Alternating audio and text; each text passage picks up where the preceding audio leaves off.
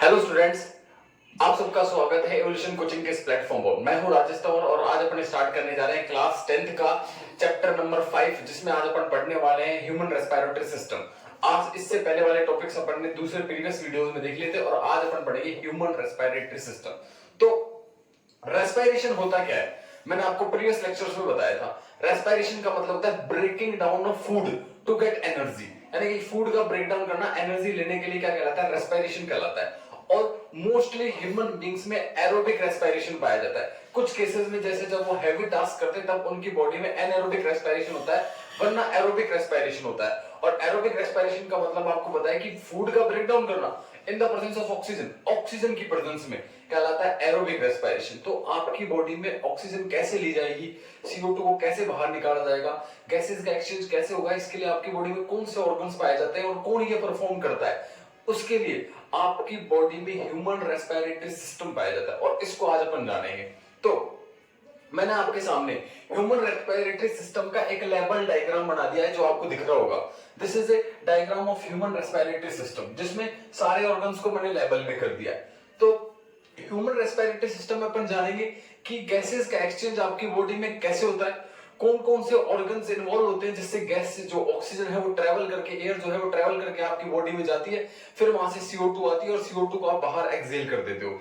अब सबसे पहले बात करें तो आपका ह्यूमन रेस्पिरेटरी सिस्टम कंपोज होता है बहुत ऑर्गन से मिलकर, बहुत सारे ऑर्गन्स मिलकर ह्यूमन रेस्पिरेटरी सिस्टम बनाते हैं। जैसे कि सबसे पहला ऑर्गन है नोस्ट्रल, सबसे पहले बात करते हैं नोस्ट्रल। दूसरा होता है नेजल पैसेज, और थर्ड फेरिंक्स, फिर fourth larynx, fifth trachea, sixth lungs, lungs के बाद ब्रोंकी, ब्रोंकी के बाद ब्रोंक्यूल्स, और ब्रोंक्यूल के बाद क्या होता है फिर एल्वियोलाई, और एल्वियोलाई और लास्ट है डायफ्राम।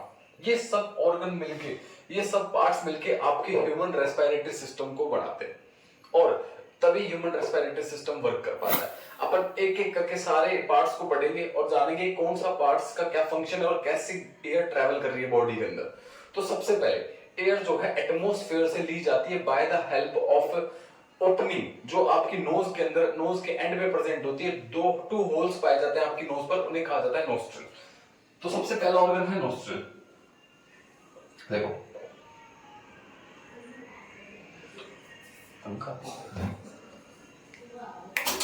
अब सबसे पहला ऑर्गन है नोस्ट्रल। तो नोस्ट्रल की बात करें, ये सिर्फ ओपनिंग है, यानी कि आप ज्यादा से ज्यादा रेस्पिरेशन नोज के थ्रू करते हो, तो आपके नोज के एंडिंग पर 2 होल्स पाए जाते हैं जिन्हें बोला जाता है नोस्ट्रल। और नोज से ही क्या किया जाता है, एयर को एंट्री कर सकते हैं, एयर एंटर करती है बॉडी के अंदर। तो नोस्ट्रल्स आर द ओपनिंग। ये क्या होती है बेटा, ओपनिंग होती है। These are the opening from where air enters in the body. यहां से क्या होता है, एयर कहां आती है, बॉडी के अंदर एंटर करती है। बस इतना काम, नोस्ट्रल्स का इतना काम होता है और कुछ वर्क नहीं होता। अब जैसे नोस्ट्रल की वजह से एयर एंटर करती है, वो चल जाती है नेजल पैसेज में, या इसे नेजल चैम्बर बोला जाता है। जो आपके नाक का जो एरिया है, जो ये एरिया, इसे नेजल पैसेज या नेजल चैम्बर बोलते हैं। इसका क्या काम होता है, देखो नेजल पैसेज या नेजल चैम्बर, दो नाम से बोला जाता है इसे। अब इसके अंदर बेटा म्यूकस ग्लैंड्स पाई जाती है, साथ साथ छोटे छोटे स्मॉल हेयर्स होते हैं। ये क्या करते हैं, ये डस्ट पार्टिकल्स को स्टॉप करते हैं जो एयर के साथ जा रहे होते हैं। ये डस्ट पार्टिकल्स को एयर के साथ रोक लेते हैं, एंटर नहीं होने देते, और प्योर एयर आपकी बॉडी के अंदर एंटर करती है। इनका ही फंक्शन होता है। साथ साथ नेजल पैसेज की मदद से ही एयर नोस्ट्रल से ट्रैवल होकर जाती है फेरिंक्स में। तीसरा ऑर्गन आता है फेरिंक्स। फेरिंक्स में ट्रैवल होकर जाएगी क्या, आपकी एयर, कहां से, नेजल पैसेज से। अब नेजल पैसेज, फेरिंक्स क्या है, फेरिंक्स की बात करें, फेरिंक्स एक कॉमन पैसेज है। ये जो फेरिंक्स एक कॉमन पैसेज होता है, यहाँ से एयर भी आती है और यहाँ से फूड भी आता है। फूड और एयर दोनों के लिए कॉमन पैसेज होता है फेरिंक्स। फेरिंक्स एक कॉमन पैसेज है फूड और एयर के लिए। अब फेरिंक्स है ना, आगे जाके 2 पाइप में खुलेगा। फेरिंक्स आगे जाके 2 पाइप में डिवाइड हो जाता है। एक पाइप को तो बोलते हैं वाइंड पाइप और एक को बोलते हैं फूड पाइप। देखिए कैसे होता है, अभी शो करते हैं आपको, देखो ये कैसे होगा। तो बात करें फेरिंक्स, मान लो सपोज करो ये आपका फेरिंक्स है, दिस इज योर फेरिंक्स। अब ये फेरिंक्स आगे जाके 2 पाइप में डिवाइड हो जाएगा। मैंने एक पाइप यहाँ नहीं बनाई, लेकिन मैं आपको यहाँ बना के दिखा रहा हूँ डायग्राम में। ऐसे 2 पाइप में डिवाइड हो जाता है। फेरिंक्स आगे जाके 2 पाइप में डिवाइड हो जाता है। जो पीछे वाली पाइप होती है, जो पीछे वाली पाइप होती है, यानी कि फेरिंग्स की बात कर रहे हैं अपन, जो पीछे वाली पाइप होती है उस पाइप को तो बोला जाता है फूड पाइप यानी कि ईसोफेगस। इससे पहले आपने पढ़ा था फूड पाइप यानी कि ईसोफेगस, जो फूड को पहुंचाती है माउथ से कहां, स्टोमक के अंदर, तो इसे बोलते हैं फूड पाइप। और आगे वाली पाइप को बोलते हैं बेटा wind pipe. This is your wind pipe, इसे बोलते हैं वाइंड पाइप। तो आपकी जो आगे से जो पाइप जा रही है इसे बोला जाता है वाइंड पाइप, और जो पीछे से जा रही होती है इसे बोलते हैं फूड पाइप। अब एक क्वेश्चन दिमाग में आता है कि सर हम अगर फेरिंग्स कॉमन पैसेज है तो हम खाना खाते हैं वो वाइंड पाइप पे चल जाए, तो ऐसा नहीं होता, क्योंकि फेरिंग्स आगे जाके एक स्लिट लाइक ओपनिंग में खुलता है जिसे बोलते हैं ग्लोटिस। अब इसके ऊपर एक लीफ लाइक स्ट्रक्चर पाई जाती है, जैसे मान लो ये आपकी वाइंड पाइप है और इसके ऊपर एक लीफ लाइक स्ट्रक्चर पाई जाती है, ऐसे लीफ लाइक स्ट्रक्चर जिसे बोलते हैं एपिग्लोटिस। ये रहा, इसे बोलते हैं बेटा एपिग्लोटिस। यहां पर मैं इसे मेंशन कर देता हूं, एपिग्लोटिस। अब इसका काम क्या होता है, जब भी आप, ये नॉर्मली ओपन रहेगा, ऑलवेज ओपन, हमेशा ओपन रहता है, लेकिन जब भी आप फूड को स्वेलो करते हो यानी कि निगलते हो, तो निगलने के दौरान this epiglottis closes the wind pipe. ये एपिग्लोटिस वाइंड पाइप को क्लोज कर देता है, और जैसे ही वाइंड पाइप क्लोज हो जाती है तो फूड जो है वो फूड पाइप में चल जाता है, वाइंड पाइप में नहीं जाता। ये काम होता है एपिग्लोटिस का। तो फेरिंग्स मैंने आपको बताया, फेरिंग्स एक कॉमन पैसेज होता है फूड का भी और एयर का भी। फेरिंग्स आगे जाके दो पाइप में डिवाइड हो जाता है, एक को कहते हैं वाइंड पाइप और एक को कहते हैं फूड पाइप।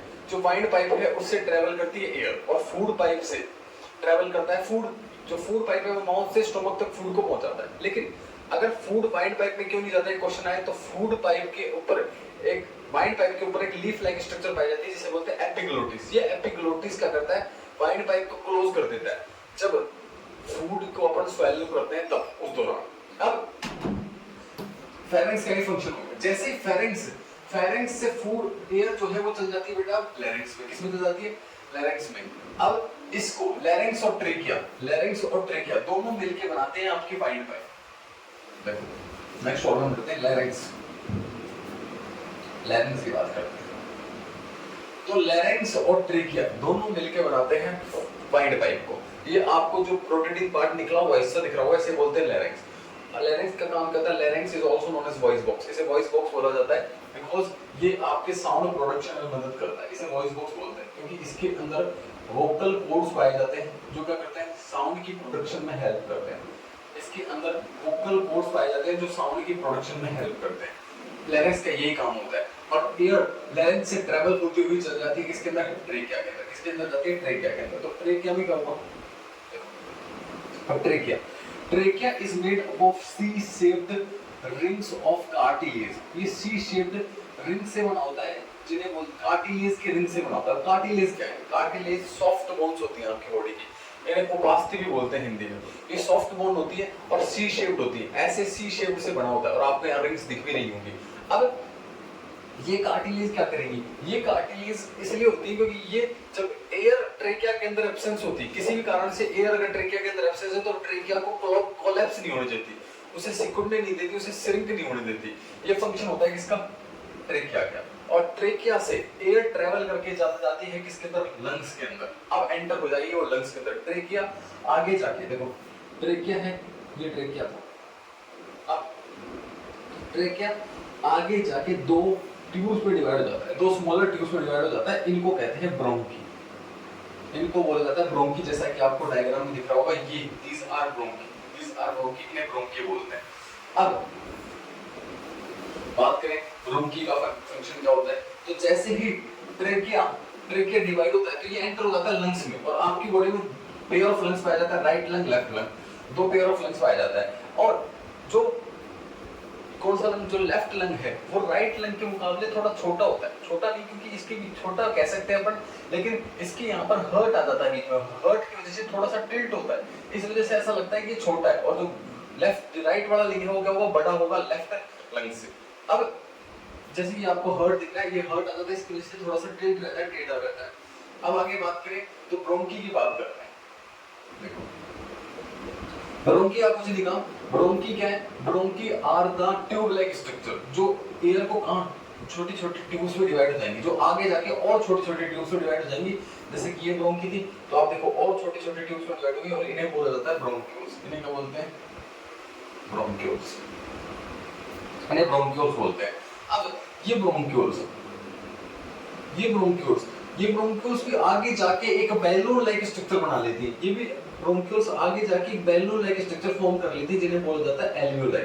ये आपको यहाँ दिख रहा होगा, ये एल्वियोलाई आपको दिख रहे होंगे, बहुत सारे एल्वियोलाई, और लगभग बहुत सारे एल्वियोलाई होते हैं एक लंग्स में, और सारा काम इन एल्वियोलाई का ही है। लंग्स में सारा काम इन एल्वियोलाई का। क्या काम होता है एल्वियोलाई का?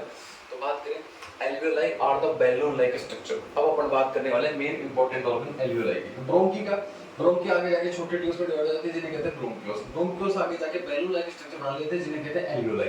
अब एयर जो है वो किसके अंदर आ गई? एल्वियोलाई। देखो एयर जो है वो आ गई एल्वियोलाई। बात करते हैं एल्वियोलाई की। These are balloon like structure, ये आप मान सकते हो बैलून लाइक स्ट्रक्चर होती है। अब ये एल्वियोलाई है जो आपको दिख रही है, ये है एल्वियोलाई। इनका काम क्या होता है? ये बैलून लाइक स्ट्रक्चर होती है। इनका काम क्या है? इनके अंदर ये सरफेस एरिया प्रोवाइड करती है, large surface area. These provide large surface area, large surface area. इनका काम है बहुत बड़ा सरफेस एरिया प्रोवाइड करती है एक्सचेंज ऑफ गैसेस के लिए। दूसरा, इनके अंदर बहुत सारी इसकी वॉल में ब्लड कैपिलरीज सप्लाई होती है। In the wall of alveoli various number of blood capillaries are present। इनकी वॉल्स में ब्लड कैपिलरीज प्रेजेंट होती है। ये ब्लड कैपिलरीज क्या करेगी? ब्लड को लेकर आती है, और ब्लड में पाई जाती है आरबीसी सेल, और आरबीसी सेल में होता है हीमोग्लोबिन। हीमोग्लोबिन यहाँ से ऑक्सीजन को बाइंड कर ब्लड में ले जाता है और पूरी बॉडी में ट्रांसपोर्ट कर देता है, और साथ साथ ब्लड में प्लाज्मा में CO2 डिसॉल्व होकर आती है, और CO2 वहां से किस में चल जाती है? एल्वियोलाई में चल जाती है। और अब यहाँ पर एक्सचेंज ऑफ गैसेस होता है। कहाँ पर? एल्वियोलाई में, क्योंकि एल्वियोलाई में लार्ज सरफेस एरिया होता है। इसकी वॉल में ब्लड कैपिलरीज पाई जाती है। ये ब्लड कैपिलरीज ब्लड को लेकर आती है, और हीमोग्लोबिन ऑक्सीजन को बाइंड करके पूरी बॉडी में सर्कुलेट कर देता है, और साथ साथ प्लाज्मा से CO2 रिलीज होकर किस में आ जाती है? एल्वियोलाई के अंदर आ जाती है। ये होता है सिंपल डिफ्यूजन मेथड से। सिर्फ डिफ्यूजन, क्योंकि हाई कंसंट्रेशन से चीज लो कंसंट्रेशन में फ्लो होती है, डिफ्यूजन मेथड से होता है, और आपकी पूरी बॉडी में ऑक्सीजन सर्कुलेट हो जाती है। अब इस CO2 को जो है लंग्स की मदद से एक्सेल कर दिया जाता है बाहर। कहां पर? एनवायरनमेंट में, एटमॉस्फेयर में। ऐसे आपका रेस्पिरेटरी सिस्टम काम करता है। बात करें लंग्स की, तो लंग्स जो है ये सरफेस एरिया प्रोवाइड करते हैं, पेयर में पाए जाते हैं, और लंग्स काफी नाजुक ऑर्गन है, इसीलिए इनकी प्रोटेक्शन के लिए ये रिब्स पाई जाती है। जो मैंने आपको एट एंड ऑफ रिब्स दिखाया, मैंने आपको रिब्स पाई जाती है, और साथ साथ इनके चारों तरफ एक प्लूरल मेम्ब्रेन पाई जाती है, जो सीक्रेट करती है प्लूरल फ्लूइड, और ये फ्लूइड शॉक एब्जॉर्बर होता है, और साथ साथ प्रोटेक्ट करता है किसको? लंग्स को बचाता है डैमेज से। अब एक लास्ट ऑर्गन अपना बचा जिसका नाम है डायफ्राम। डायफ्राम का क्या फंक्शन होता है? तो डायफ्राम की बात करें, देखो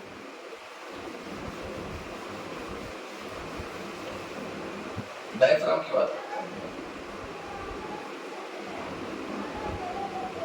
डायफ्राम का फंक्शन क्या है? तो डायफ्राम की बात करें, diaphragm are the dome shaped, ये डोम शेप्ड स्ट्रक्चर है। Very good. ये डोम शेप्ड स्ट्रक्चर, ये आपकी चेस्ट कैविटी और एब्डोमिनल कैविटी दोनों को अलग करते हैं। चेस्ट कैविटी और एब्डोमिनल कैविटी दोनों को सेपरेट करते हैं एक दूसरे से। डोम शेप्ड स्ट्रक्चर होते हैं। और क्या? दूसरा, इनका काम क्या होता है? जब भी आप इनहेल करते हो, जब आप एयर लेते हो, एयर एंटर होती है लंग्स के दौरान, तो लंग्स क्या होते हैं? लंग्स ड्यूरिंग इनहेलेशन, देखो ये मूवमेंट करते हैं ड्यूरिंग इनहेलेशन, ऑक्सीजन लेने के दौरान। तो लंग्स तो मूव करते हैं अपवर्ड, लंग्स मूव करते हैं अपवर्ड, और डायफ्राम हो जाता है, डायफ्राम मूव करता है बेटा डाउनवर्ड, ये डाउनवर्ड मूव करेगा। और एक्सेलेशन के दौरान क्या होता है? ड्यूरिंग एक्सेलेशन, जब आप ऑक्सीजन, जब आप एयर को यानी कि CO2 को रिलीज करते हो, तब क्या होगा? तब जो लंग्स है वो मूव करेंगे नीचे की तरफ, और आपका डायफ्राम मूव करता है ऊपर की तरफ, ये वापस से रिलैक्स पोजीशन पे आता है। तो ड्यूरिंग एक्सेलेशन क्या होगा? लंग्स तो मूव करते हैं डाउनवर्ड नीचे की तरफ, और आपका डायफ्राम मूव करता है ऊपर अपवर्ड, ये हो जाता है वापस रिलैक्स पोजीशन में आ जाएगा। देखो इनहेलेशन के दौरान जैसे आपने सांस ली, तो सांस लेते आपके लंग्स तो ऊपर की तरफ मूव करते हैं, और डायफ्राम हो जाता है फ्लैट यानी कि नीचे की तरफ मूव करता है। और जैसे आप सांस छोड़ते हो तो आपके लंग्स तो नीचे की तरफ मूव करते हैं, और डायफ्राम हो जाता है रिलैक्स पोजीशन में, जैसे रियल पोजीशन में था वैसी पोजीशन पे आता है। तो डायफ्राम एक डोम शेप्ड स्ट्रक्चर है जो चेस्ट कैविटी और एब्डोमिनल कैविटी को अलग करता है, और ड्यूरिंग इनहेलेशन और एक्सहेलेशन में आपके लंग्स के साइज को इंक्रीज डिक्रीज में मदद करता है। अब देखो क्या वापस से अपन देखते हैं एयर कैसे ट्रैवल करती है। सबसे पहले नोस्ट्रल से एयर एंटर करती है, जो कि ऑर्गन है नोस्ट्रल। नोस्ट्रल क्या होती है, ओपनिंग होते हैं नोज के एंड पर। फिर नोस्ट्रल से एयर से जाती है नेजल पैसेज में। नेजल पैसेज में म्यूकस ग्लैंड्स पाई जाती है, हेयर पाए जाते हैं जो डस्ट पार्टिकल्स को रोक लेते हैं। फिर नेजल पैसेज से एयर चल जाती है किसके अंदर, फेरेंक्स में। Pharynx is a common passage of food and air, दोनों का कॉमन पैसेज होता है। फेरेंक्स आगे जाके दो पाइप्स में डिवाइड होता है, एक पाइप को वाइंड पाइप बोलते हैं, एक पाइप को फूड पाइप बोलते हैं। जो फूड पाइप वो पीछे से जा रही होती है, वाइंड पाइप आगे से जा रही होती है। अब फेरेंक्स जो वाइंड पाइप है उसके ऊपर एक लीफ लाइक स्ट्रक्चर पाई जाती है जिसे बोलते हैं एपिग्लोटिस, मैंने आपको बताया। और एपिग्लोटिस स्वेलिंग के दौरान, जैसे आप फूड को निगलते हो, स्वेलिंग के दौरान क्या करता है, वाइंड पाइप को क्लोज कर देता है, जिससे फूड किस में एंटर ना हो जाए, वाइंड पाइप में एंटर ना हो। अब लैरिंक्स और ट्रेकिया मिलके दोनों वाइंड पाइप मिलाते हैं। लैरिंक्स को क्या बोलते हैं, लैरिंक्स को वॉइस बॉक्स में बोला जाता है क्योंकि ये साउंड प्रोडक्शन में मदद करता है। ट्रेकिया रिंग्स ऑफ कार्टिलेज से बना होता है, rings of cartilage C shaped structure से बना होता है, और ये जब एयर एब्सेंस होती है ट्रेकिया के अंदर तो उसे कोलैप्स होने से बचाता है। अब ट्रेकिया आगे जाके एंटर हो जाता है किसके अंदर, लंग्स में, और डिवाइड हो जाता है दो छोटी-छोटी ट्यूब्स में जिन्हें बोलते हैं ब्रोंकी। और ब्रोंकी आगे जाके और स्मॉलर ट्यूब्स में डिवाइड हो जाती है जिन्हें बोलते हैं ब्रोंक्यूल्स, आपको दिख रही होंगी। और ये ब्रोंक्यूल्स आगे जाके बैलून लाइक स्ट्रक्चर में ओपन हो जाती है जिन्हें बोलते हैं एल्वियोलाई, और सारा काम एल्वियोलाई का ही है। एल्वियोलाई के अंदर ही गैसेस का एक्सचेंज होता है। Alveoli large surface area provide करती है गैसेस के एक्सचेंज के लिए। एल्वियोलाई की वॉल में बहुत सारी ब्लड कैपिलरीज पाई जाती है जो ब्लड को लेके आती है, उसमें से हीमोग्लोबिन ऑक्सीजन को बाइंड करके अपने साथ ले जाता है और पूरी बॉडी में सर्कुलेट कर देता है। साथ साथ प्लाज्मा से CO2 चल जाती है एल्वियोलाई में, और इस CO2 गैस को किस में रिलीज कर दिया जाता है, एटमॉस्फेयर में रिलीज कर दिया जाता है। अब आपके लंग्स काफी प्राइमरी ऑर्गन है, सबसे इंपॉर्टेंट ऑर्गन लंग्स होते हैं। नेक्स्ट फिर था डायफ्राम। डायफ्राम मैंने आपको बताया, डायफ्राम एक डोम शेप्ड स्ट्रक्चर जो आपकी चेस्ट कैविटी और एब्डोमिनल कैविटी को अलग करते हैं। ड्यूरिंग इनहेलेशन के दौरान लंग्स जो है अपवर्ड मूवमेंट करते हैं, डायफ्राम फ्लैट हो जाता है, नीचे की तरफ मूवमेंट करता है। और एक्सहेलेशन के दौरान क्या होता है, लंग्स मूव करते हैं कहां पर, डाउनवर्ड, और आपका डायफ्राम क्या होता है, डायफ्राम हो जाता है रिलैक्स, वापस उसी पोजीशन में आ जाता है। लंग्स काफी नाजुक ऑर्गन है, डेलिकेट ऑर्गन है, इसलिए इनकी प्रोटेक्शन के लिए चारों तरफ रिब्स पाई जाती है 12 पेयर, और 12 पेयर रिब्स पाई जाती है। टोटल 12 पेयर्स रिब पाई जाती है, हड्डियों का ढांचा पाया जाता है, रिब केस बोलते हैं जिसे।